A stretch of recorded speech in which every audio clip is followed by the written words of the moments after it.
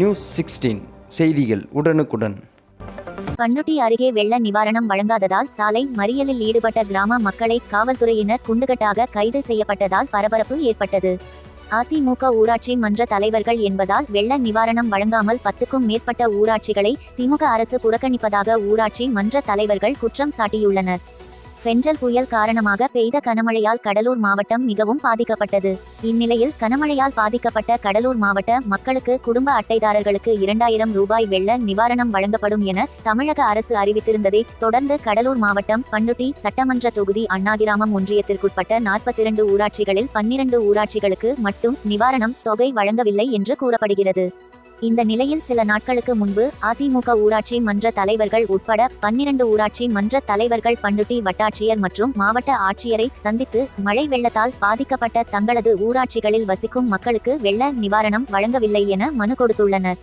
தங்களது மனுக்கள் மீது எந்த ஒரு நடவடிக்கையும் எடுக்கவில்லை என்றும் அதிமுக ஊராட்சி மன்ற தலைவர்கள் என்பதால் திமுக தலைமையிலான அரசு மற்றும் அதிகாரிகள் 10க்கும் மேற்பட்ட ஊராட்சிகளை புறக்கணிப்பதாக குற்றம் சாட்டி பண்ருட்டி கடலூர் செல்லக்கூடிய முக்கிய சாலையான பாலூர் பகுதியில் 12 ஊராட்சியை சேர்ந்த 500க்கும் மேற்பட்ட பொதுமக்கள் குடும்ப அட்டைகளுடன் சாலை மறியலில் ஈடுபட்டதால் பரபரப்பு ஏற்பட்டது.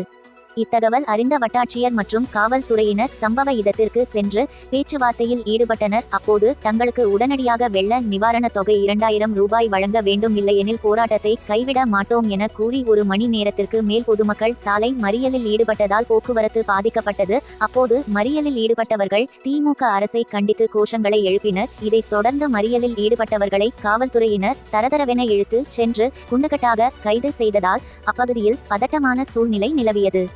அப்போது கடலூர் மாவட்டத்தில் வெள்ள நிவாரணம் வழங்குவதில் திமுக தலைமையிலான அரசு பாரபட்சம் பார்த்து வருவதாகவும், குறிப்பாக அதிமுகவை சேர்ந்த ஊராட்சி மன்ற தலைவர்கள் மற்றும் அதிமுக கவுன்சிலர்கள் உள்ள கிராம மக்களை திமுக தலைமையிலான அரசு புறக்கணிப்பதாகவும், அரசியல் காழ்ப்புணர்ச்சி காரணமாக மக்களை பழி வாங்குவது எந்த விதத்திலும் நியாயம் இல்லை என மறியலில் ஈடுபட்ட அதிமுகவை சேர்ந்த ஊராட்சி மன்ற தலைவர்கள் குற்றம் சாட்டியுள்ளனர்.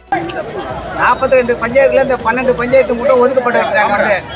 அது எதுக்காக ஒதுக்குறாங்க? என்ன காரணம்? 2000 ரூபாய் எல்லா பஞ்சாயத்துலயும் 2000 இது போராட்டம் நம்ம ஊராட்சி மக்களின் போராட்டம். தமிழக அரசை கொடுத்து விடு பாதிக்கப்பட்ட மக்களுக்கு நிவாரண தொகையை கொடுத்து விடு.